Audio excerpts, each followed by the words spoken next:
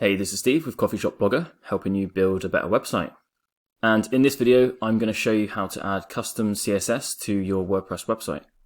So I'm on the home page of my demo site and I need to add custom CSS. I can just click on this customize link just here. And you can also access this link from your WordPress dashboard. If you go to Appearance and then click on Customize.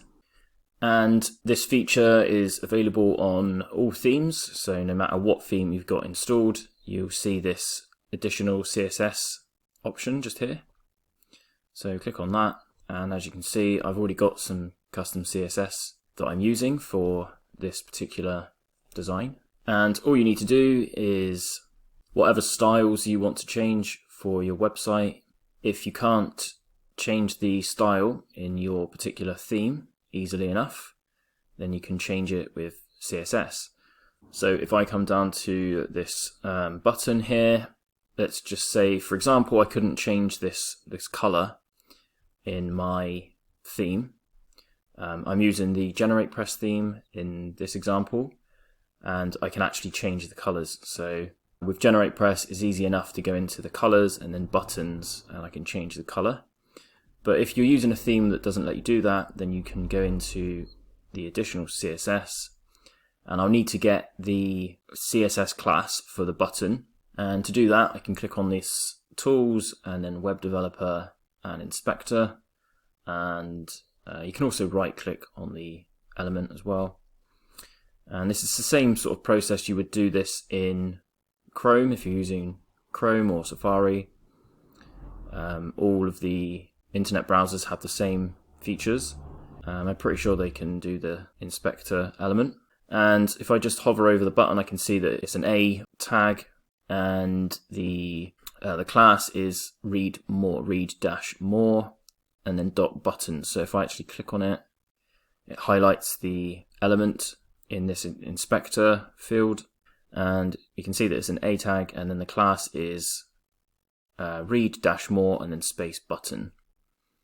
So if I have a look over here, I can see that the A.button is giving it this background color, and the text color is white. So if I copy this just here and close this, and then come over to the additional CSS and just paste that in, the only piece of CSS I need here is where it says A.button, so I can get rid of all of this.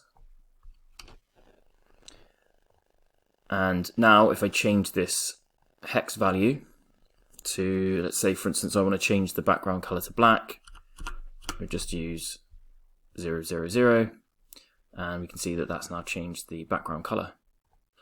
So that's how you add CSS with any themes, and make sure you click on Publish.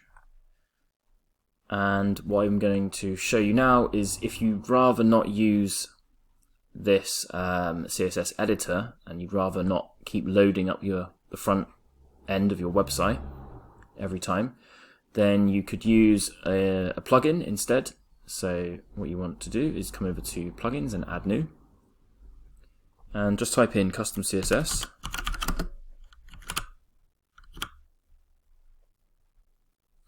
And there's this plugin called Simple Custom CSS and JS. So you can also use this for JavaScript as well. And it's got over 200,000 active installs, so it's a very popular one. So install and activate that. And it will give you this extra options settings here. And you just click on All Custom Code, or you can just click on Add Custom CSS. And it gives you this title field, so you can give it a name.